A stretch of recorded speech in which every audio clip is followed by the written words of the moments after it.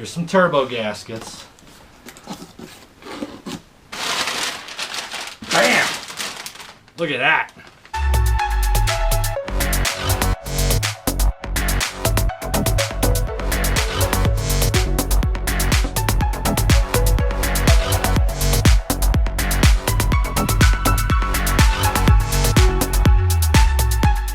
Welcome back. As you can see, I have got, I don't know, I can't count that high. A lot of boxes, and we're going to see what's in them, because there's some big plans coming for the Outback with the Supercharger, as well as my beater that I haven't driven in about a year that you guys don't even know about. So let's see what we got. Box number one. Envelope number one. Okay. This says VTEC oil pressure switch, but what I ordered was an intake air temperature switch. So we'll see if they labeled that wrong or if it's actually wrong. Got my next one. I'm saving the big ones, the good ones for last here.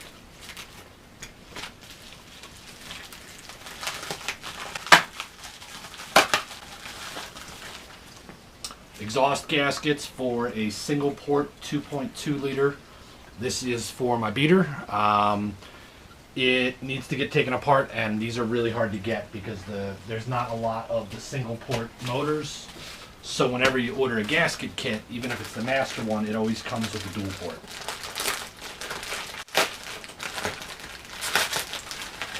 And what we got here? Coupler. 45-degree coupler. As you will soon be able to see, we're going to be doing something with the intake to change it up a little bit. There's another coupler. We've got a 2-inch 90-degree bend there. Looks like another coupler.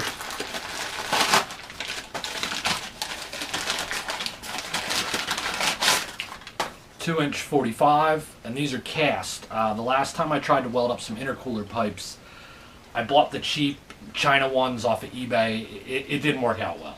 So I wanted to try these because I've had pretty decent experience when I'm welding cast. But doing like the 1.5 millimeter Chinese aluminum intercooler pipes, I've seen a lot of stuff where eBay. I've seen a lot of stuff where guys have a hard time welding that stuff because it's got a coating on it. The metal's really dirty. Alright, that is less of a thing than I thought it was supposed to be. This is a shifter extension for the Outback shifter to bring it up a little higher so that with that semi-truck steering wheel it's a little less silly.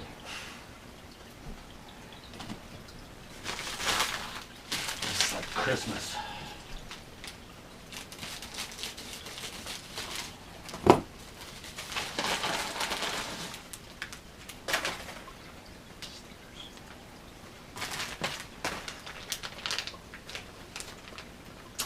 A bung for the Iat sensor. The plan is to relocate that, and instead of having it right now, it's before the supercharger and before the intercooler, so it's basically just an ambient sensor, which doesn't really do you any good for tuning. It just gives you a basic idea of what temperature it is outside. $100 wine voucher I'll probably never use. This is the actual air intake sensor. So let's see real quick, since that Honda one there is labeled wrong, I want to see if this actually plugs in. Maybe it's a little more universal and it fits two things, or maybe they need to send me the right thing. No, we're good. Plugs right in. So that is an IAT relocation. Anything else down there? A couple little guys. Let's see what's in this long thing. It's got to be a pipe or something. Oh, they really wrapped that.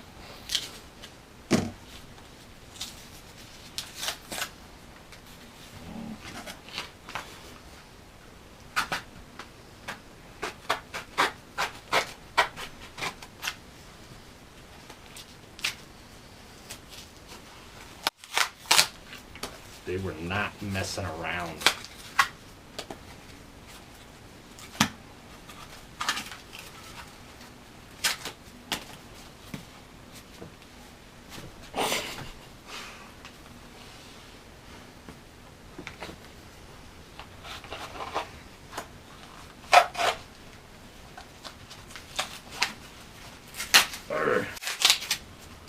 It's a big old pipe. Well, relatively small, only 2-inch. But this is, along with the 2 elbows here, this is going to be for the air bypass valve. So these will all get welded up together. I planned it out the best I could with the actual bends. And then if anything needs, you know, something different than a 90 or a 45, I can just cut them on a little bit of an angle and that'll straighten itself out.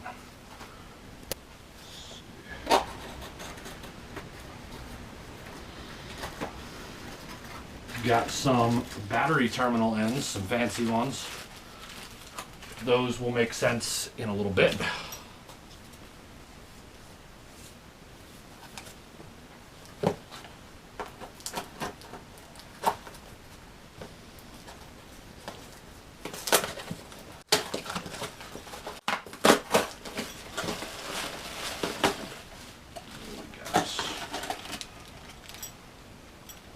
Comes with a needle.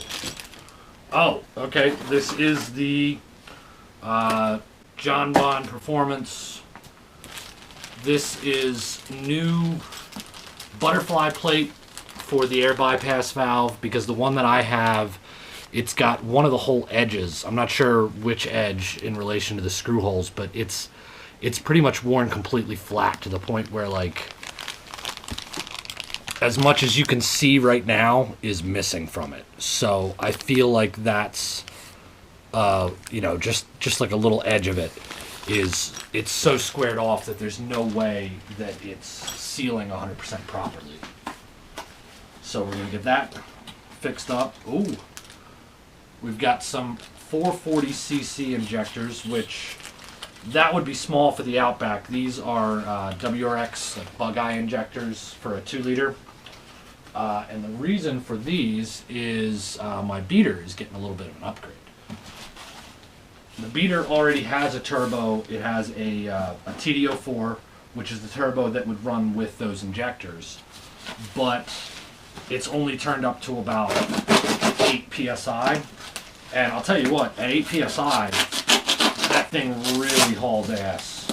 I've gone up against the newer FA motor WRXs, and you know, they're running double the boost that I am, and I'm automatic, and I still walked them on the highway. So that thing does pretty good. The older Subarus that were non-turbo are actually a lot easier than you would think to turbo.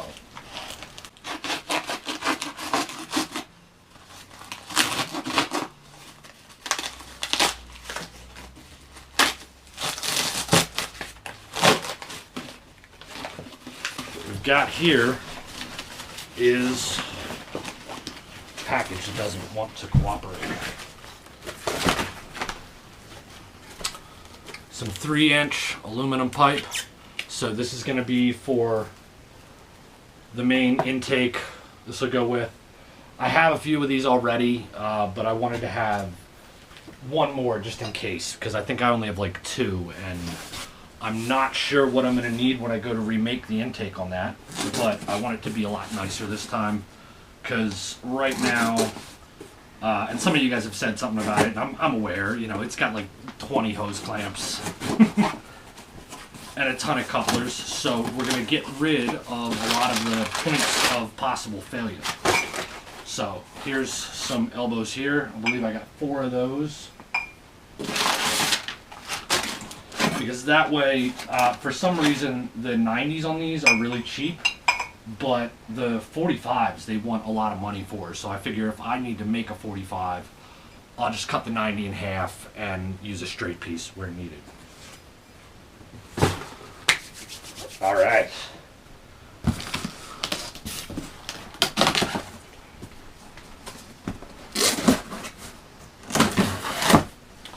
This is a good one.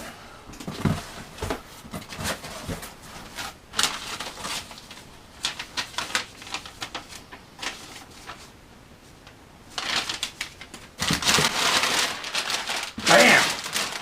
Look at that. Snow Performance. Stage 1 water methanol injection kit.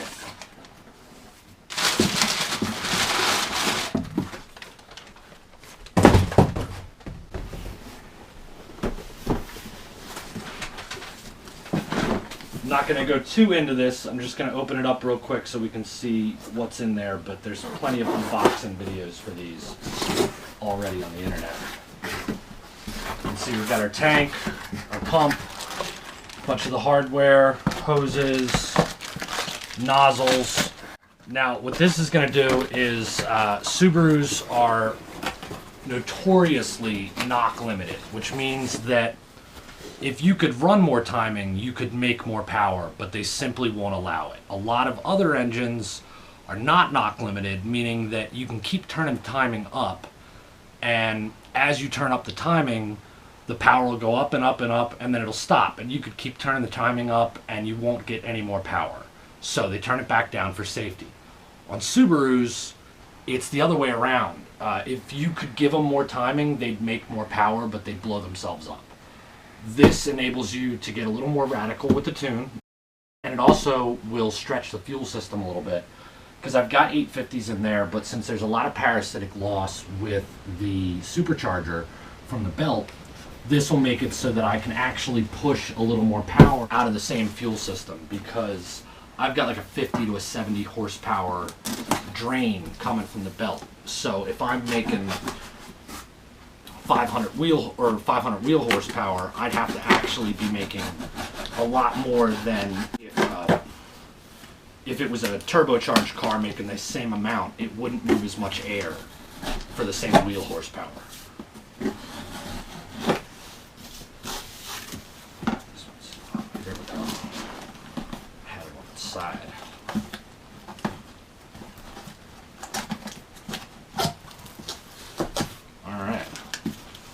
Now before you get too excited, here's some turbo gaskets.